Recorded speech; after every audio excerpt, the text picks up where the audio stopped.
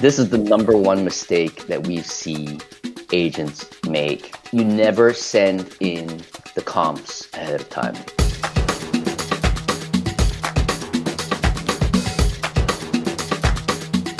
Hello, agentpreneurs, and welcome back to the Daily List Report. We've got another great show for you today. As you saw, we've got Mark Choey back on the show. He's been with us a couple times.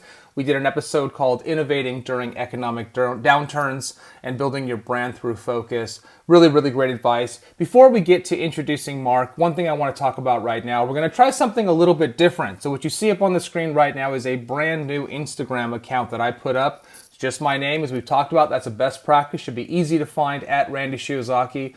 We're starting off small, but the idea here is to grow this account and share the learning. So not everybody has 30 minutes to go through the deep dive here. So we're going to take the best bits of the content from this show and other best practices from great leaders like Mark, and we're going to put them up. So there's a link below. Go ahead and give that a follow if you get a chance. A couple more things while we're here. Mark has an amazing background. As you heard from him before, right? He was one of the founders of Climb Real Estate in San Francisco, a really tech-forward brokerage. He was the number 2 condo salesperson in all of San Francisco, sold Climb to NRT, and is off on a wonderful new adventure, which is called HighNote, and we're going to talk more about that in just a moment. We've got links below to HighNote, so definitely check that out. It is a way to win more business from the leads that you're getting.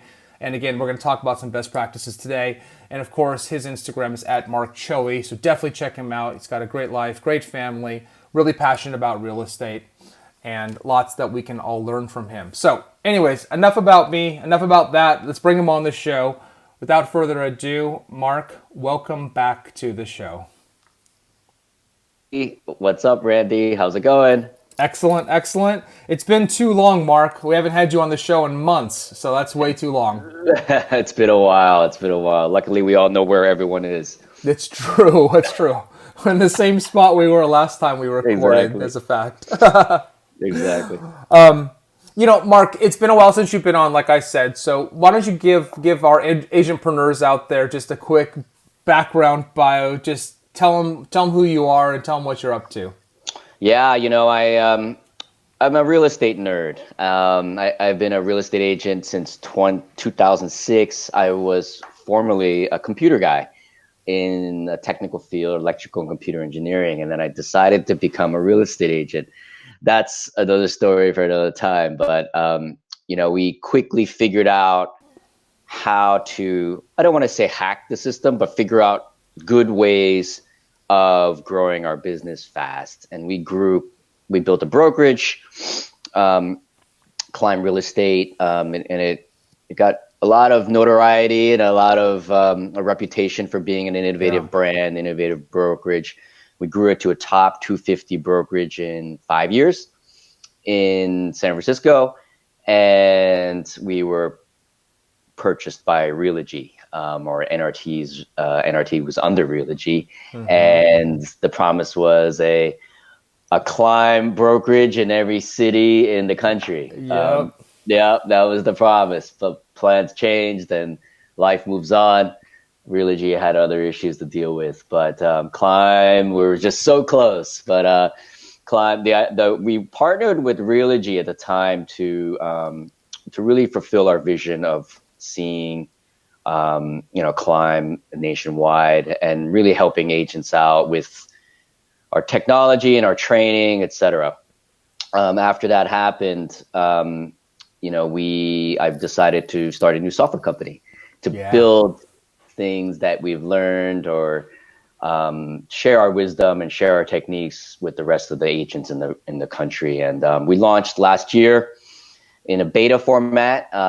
So we've had hundreds of agents on the platform for about a year now, and winning business. And it's a really different tool. It's an innovative tool. We feel it simplifies the whole sales pitch, this whole sales pitch workflow that every agent needs to go through, or has to go through, and they all struggle with it. And the workflow is, you get a lead, it's a buyer or a seller, and you have to convert that lead. Yep. And that lead is being shopped to several other agents potentially, right? Mm-hmm. That lead is interviewing other agents, or they came on through a site like Zillow, and so you were up against several other agents at the same time. So speed and quality of your pitch is everything, and stressful. It's a stressful time. So I've never found a tool that could address this, so I decided to build it. That's And awesome. yeah, and we're gonna be launching a wider announcement in February. So this is a precursor to that announcement, so to speak. That's awesome. That's awesome, Yep. Mark. Well, thanks for being here today. I know we want to talk about, like, we'll deep dive a little bit, like you said, on why you started this company and this sort of point where I think you talk a lot about workflow, right? And I think workflow is really important, right, as you build process and structure around best practices for converting these leads. And what's really interesting, what comes to mind, Mark, is that, when we talked before, right, when you started Climb, it was just right at the bust, right? This is '07, right? Oh nine. Oh Oh nine, sorry. nine. That's right. It was in the midst of the bust, and we talked about all this crazy advertising stuff that you did. And so starting this company when we've had an incredible real estate market, it's an interesting contrast, isn't it? Do you think about Uh, approaching it any differently as a result? no, it's the you have to ride the waves as they come, and we rode the wave, an initial wave that led to the crash. So from 2005 to 2009 was a big wave. Yeah. And, it ended around 2009, 2010. We launched our brokerage in 2010. So, I think you just have to go with the times, and real estate cyclical. There's going to be times of boom and times of bust. Right now we're in a massive boom. Um, and it's just caused by Mm-hmm. unnatural things like a pandemic and all kinds of things. But Yeah. so you need to really, things don't change. You just need to figure out how to take advantage of the times that you have, and the wave that's in now, you need to ride it. And that wave is not going to end forever. I'm not going to continue forever. So Sure. you have to Absolutely. prepare, and you have to build a business that sustains Yeah. those waves, right? Absolutely. So yeah, no, and we're riding a very big one now, and you just have to enjoy it while you can. Yeah, indeed, indeed. Okay, so let's dive into the topic of the day. So let's give a little bit of background here, right? So all of you listening right now, right, you are going on your quote unquote sales pitches, right? You're getting a lead wherever you're getting it, and you're showing up to a listing presentation or a buyer presentation. And Mark has spent some time sort of studying this and learning some best practices around this and actually has some data to share. So, Mark, why don't we set it up there? Why don't we talk about the problem that we're trying to address and some of the tips and best practices we want to reveal around it? Yeah, absolutely. So you get a buyer lead, you get a seller lead. Let's talk about the seller lead. The seller lead, he's looking to sell his home or her home, and they want to interview agents, and you're one of the short list, right? Very, very rarely are you the only one, right? The only time you're the only one is maybe a referral from a trusted friend or something like that, and then they don't interview anyone else. But that's wishful thinking, because you're always up against someone else. So now you need to get back to them as soon as possible. And studies show that speed of response is everything. And very often these leads only talk to one person. And I forget the number, but it's something huge. Like 80% of, you know, um, sellers eventually only talk to one agent It's or something. crazy, right? It's I'm sorry. crazy. I just don't understand it for such a big decision, but you're right. I think it's around 80%. It's crazy. It's a lot, and there's a lot of reasons behind that. We won't get into that, but so the person they talk to first is probably the one charming them, right, or really selling them, and then the seller says, okay, I don't need to talk to anyone else, I'm taken care of. So the problem is that you have a listing presentation somewhere in some PDF or some PowerPoint format or some keynote that needs to be updated, and it desperately needs to be updated because it's never perfect. It's doesn't look good. There's typos. There's all kinds of things wrong with it. Um, and you also have other things you want to share. You have videos. You have websites.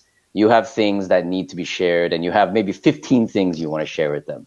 But you can't get it into one document. And so what you do is you end up throwing it into an email. And the email is, hi, nice to meet you. Here's about me, blah, blah, blah, blah, blah. Here's more about me in this link and in this link and in this attachment and this attachment and that attachment. And then you send it off, and okay, maybe you get a response, maybe you don't. You have to get on the phone with them. Hey, did you read the stuff I sent you? Yeah, I saw it. It looks great. Let's talk. Yep. But you really don't know. You don't know what they looked at. You don't know when they looked at it.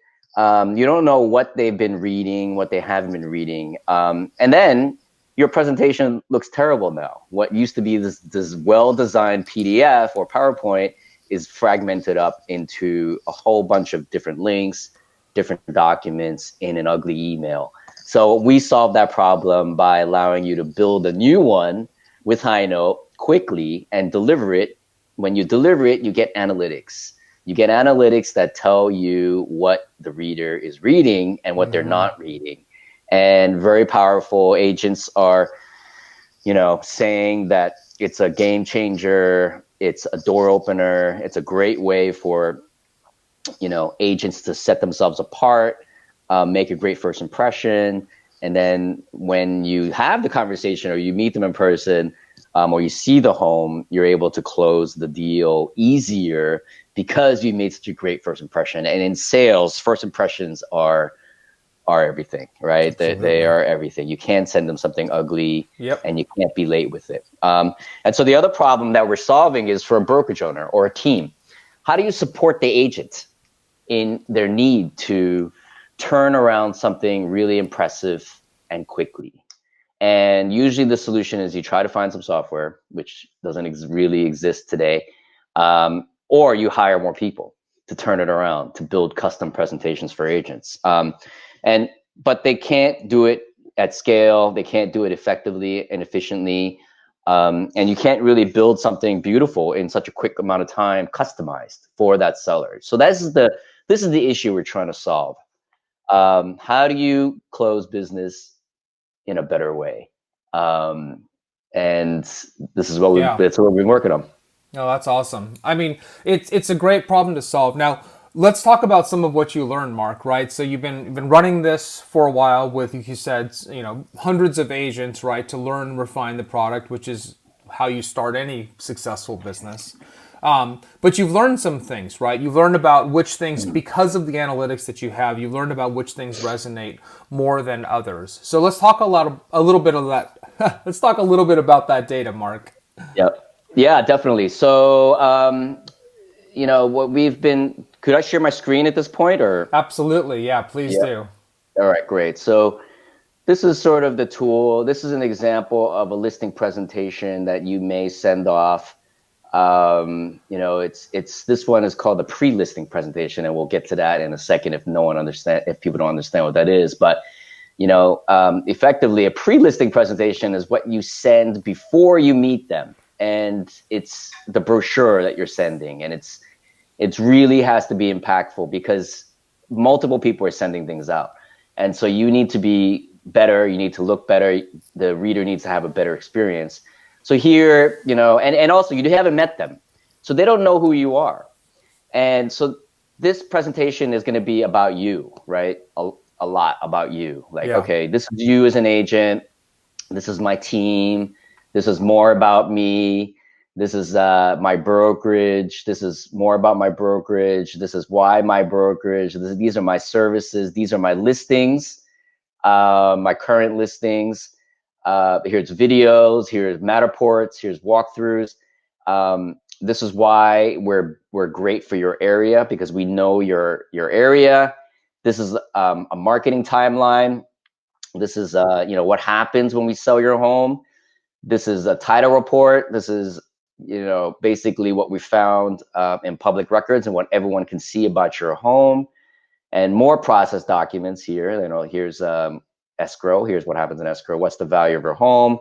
You show a sample listing agreement, right? And the reason why is you want to tell them, hey, look, if we are going to sell your home, you need to sign this. We need to come to an agreement about this. We include this because people can see, the agents see whether the seller is reading this or not. If they're reading this, they're like, wow, they're so serious about working with me. They're actually reading the legal document. So that's very powerful. And then more reviews, etc. There's a section here that talk about the capabilities. This is the power of our brokerage. This is our integrated marketing. Here's social media. Here's what we do to sell your home the best. And so this is the example of what gets sent out for a listing presentation. What we find is, let me quiz you. What do you think is the most read section of these sections here, Randy? I'm gonna flip it around and ask you a question. On So you have, the, oh, yeah, go ahead. Go ahead. yeah, no. So you have basically the choices are agent profile, about you, about your brokerage, seller capabilities, like what we do to sell your home, and then sample marketing, right?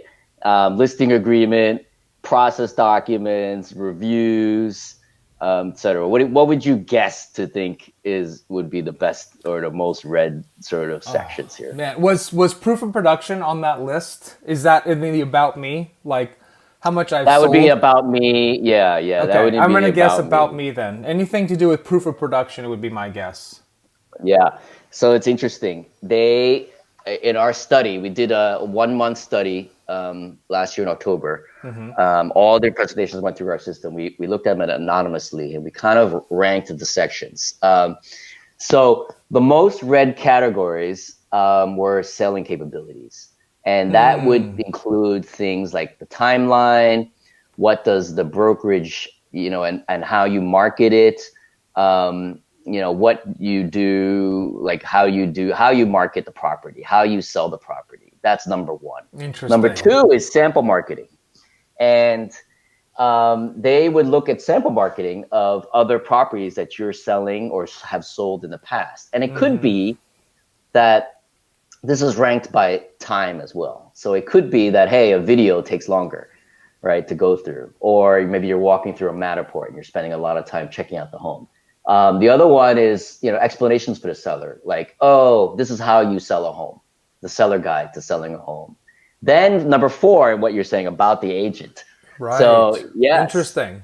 you do look at the agent, but they spend a lot less time on that. And then, number five Well, is real quick, agent. Mark, let me ask you a question though on that. Maybe Yep. that speaks to something else, which is that the case because at this point they've already done that homework? In other words, they already vetted you before they invited you in. Maybe that's It why. it could be, but and then I think a deeper dive would need to be made to see, hey, was this a cold lead? Right. Or was this a referred lead? Like, was this a Zillow lead Yeah. where you're getting sent off to 3 or 4 people, etc. So Yeah, there are absolutely. times in some of the presentations where we notice where the agent's being looked at the most, and then they're going into the seller capabilities and sample marketing, etc. But on Yeah. average, this is what we're finding, That makes sense. and we're finding that about the agent was very highly rated. CMA and comps were also very high, obviously, about as much as the agent, seeing the agent. And the sections that weren't read were contact us. That doesn't make a lot of sense for a seller to check on when they already know how to contact you. A map. Some people put a map, right? Right. No one looks at that. They know where they live. AVMs. So automated valuation, and things like Zestimates and things like that. Oh, sorry, I kind of switched screens here. Do you still see my screen? Yep, still see the least read sections. Got it. COVID related types of stuff. Um, yeah, and let's see what else. Then there are lender referrals, property profiles, vendor referrals too. So something like, here's my photographer, et cetera. And then property profiles like tax records information, market or neighborhood reports are not read a lot. And interestingly, about the team and brokerage are not read a lot either. They don't really care about the team and brokerage. They just care about you, what you're going to do, how you sell your home, the homes, what you've done in the past with the sample marketing, for example, Yeah. and price, right? Price. And sometimes with the tool, you can see that they only look at the price. And what does that tell you? If you send a listing presentation and they go straight to the price and that's the only thing they look at, Yeah. well, in our world, what that means is they're shopping you. They're shopping your what you think the home is worth, and they're not a serious lead, right? So that's one telltale sign of the power of the tool and how you can use it to win more business. Really interesting. Yep. Mark, over all the years that I've been in this business from a technology standpoint, it never ceases to amaze me how much work an agent puts into their listing presentation, right? And to your point, right? Like sometimes I see them as binders and they have printouts and little, like they put the pages in these little covers and they have little sections to them, or maybe Yep. they'll do it on an iPad. It's just interesting, right? Like, I'm just curious to get your take on that, right? It's something that agents take so much pride in, and they vary, right? They're not sort of out of the box, I don't know why I've always found that fascinating how Yeah, custom they it's are. the what we find, and being a brokerage owner and an agent for years, is it is the one of the main jobs you have is winning the deal. Right. And your real job is a fiduciary to the seller or the client, right? And that Yes. means servicing your client. Um, that's obviously your main job, but let's be real. You need to win business, and if you don't win business, um, you're not an agent, obviously. So they spend a lot of time, and there's so many different ways of skinning this cat. Printing things out and delivering them is obviously, it still works, but it's Yeah. in a different time now, where sending a binder in is maybe not the smartest thing to do all the time. It could be good, but digital, you need to have a digital presence Yeah. today, right? And people are sending in very impactful presentations remotely now, digitally. I would do both. Personally, I would print one out if that's what the market expects, deliver it, as well as send a digital one. You have to do more and go above and beyond what the seller is expecting, and not only what the seller's expecting, but what other agents are doing. Right. So I would do something light, like nothing custom, but send something in, that they, because it's all about touch points. It's about how many times you're hitting them up, right? They might have gotten your postcard, then great, they respond to it. Great. Now send something in through mail and then send something digitally also before, but then after as well. And you do it that way, and you're guaranteed to win more deals. For especially, you beat the agents that didn't do that. Um, yeah, so yeah, it's interesting. It is interesting. There's so many different ways to skin a cat, and but we built another way. No, that's awesome, Mark. Yeah, congrats on that. I mean, I think it's a really great tool. What, in your experience, because you've obviously trained tons of agents, agent yourself, what are the biggest mistakes that you've seen agents make going into a listing presentation? Ah, a great one is you never send in the comps ahead of time. This is the number one mistake that we see agents make all the time.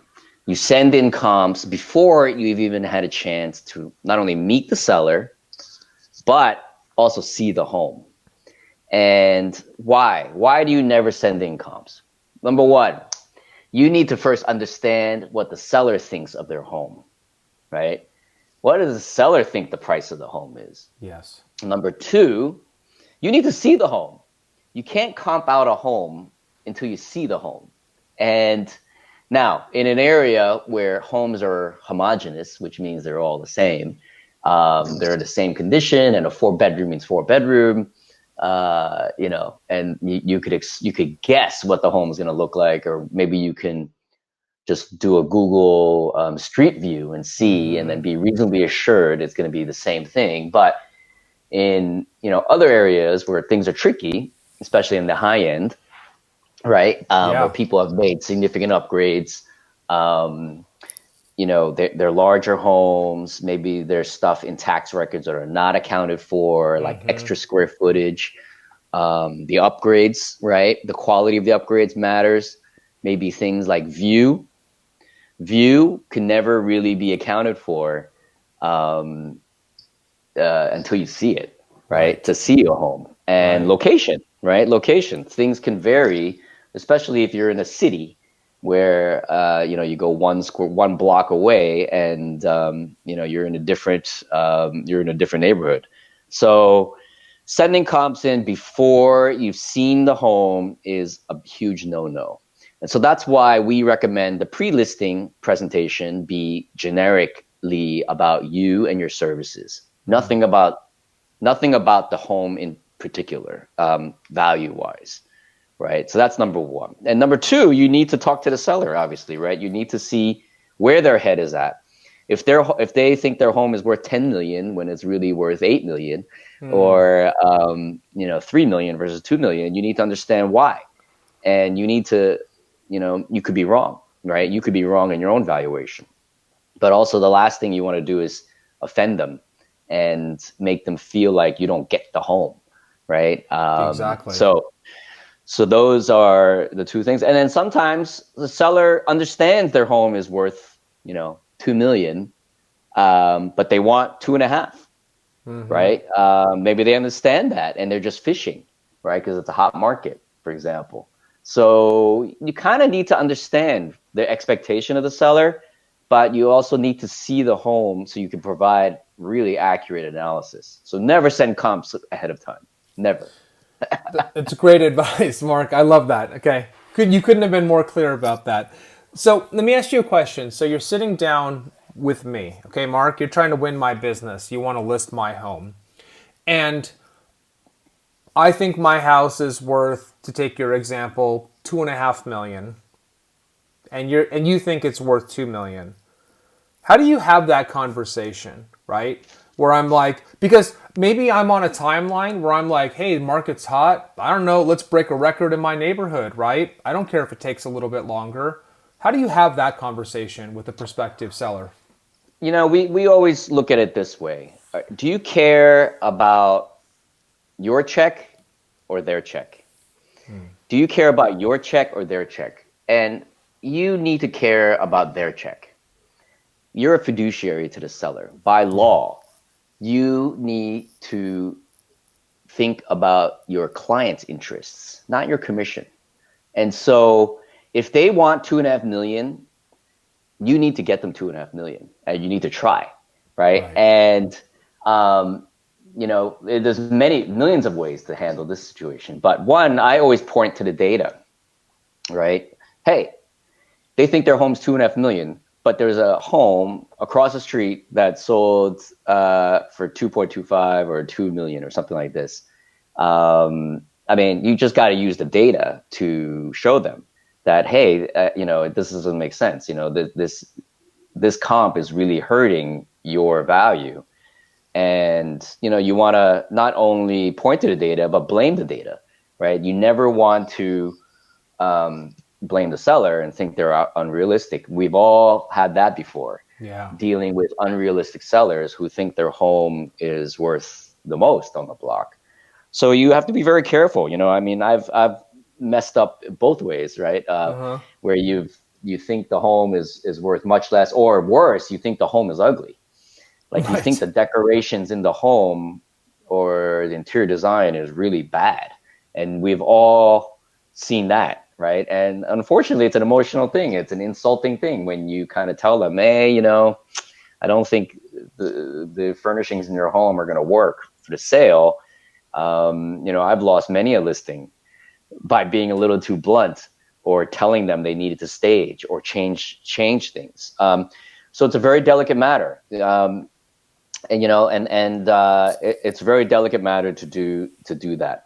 Sorry, what was the other part of the question? I kind of lost my train of thought. Oh no, no, it's okay. It was just I don't know that there was another part. I think you answered the question, right? Which is Good. how do you handle that, so and I think, what's tough, Oh, Mark, oh is yeah. that Sorry. Oh, go ahead. You got it? It's a yeah, yeah, I got it. All right. So then Okay. the other way we would do it is, hey, let's take the listing. Take the listing if they won't change. You know, they want 2.5 million. The place is worth two, right? And the way we would do it is, okay, let's take the listing. Let's try your price. So we would try the price, um, before you go off market, right? You could do off market and test it off market and see what the reaction is.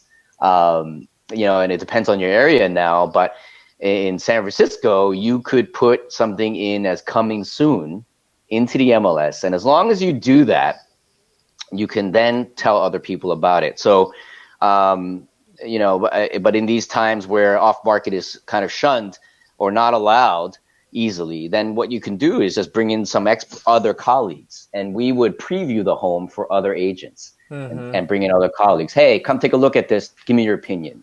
Yeah. And then you go back to the seller and say, hey, I brought in 5 other agents, and they said it's worth 2 million. Not me. I think it's worth 2.5 million, but these people said it's worth 2 million. And so you have to really be delicate about it. It's a very sensitive topic. Every seller thinks an agent is trying to sell it cheaper, and they also think that they're trying to sell it fast. So you Yes. need to combat that right away by doing reverse psychology, by saying, no, no, no, no, no. I'm trying to get you. You think it's 2.5? I think it's 2.6. I'm going to try to try to win 2.6 for you. So you have to really understand that sellers are already programmed to think that agents are trying to not get the highest price That's right. all the time. So and you need to do what the seller wants, um, and don't worry about your commission. If it takes 6 months to sell the home, don't worry, because what's going to happen is that seller is going to rave about you after, saying that this agent went above and beyond the call of duty, dealt with me. I was looking for an unrealistic price. And he or she went above the call of duty to do this. You're going to get a great referral. You're going to get tons more business after that, and a reputation for an agent that does the right thing. So that is how it's going to come back and pay itself off many times Absolutely. over, Yeah. many times over. All right, sorry, I didn't No, mean to cut no. you off. I just No, I no, just had not to at mention. all. Not at all. No, that was great, Mark. I appreciate that. Mark, I think that's we've covered everything today. If there's anything else you want to talk about, let's jump into it. But I love the product that you've built with HighNote. You're solving a real problem. You come into this with oodles of credibility, right? Like you've done this, you've built a brokerage, you've been, the top sales guy in a major market, and so you understand what it takes. Is there any words of wisdom or parting words for our agents you want to leave them with? Yeah, I think one more scenario or use case I wanted to Please. say was that agents are also using the tool to send offers. And why? This is an interesting topic we didn't really talk about a lot, but I'm going to say Yeah. it quickly.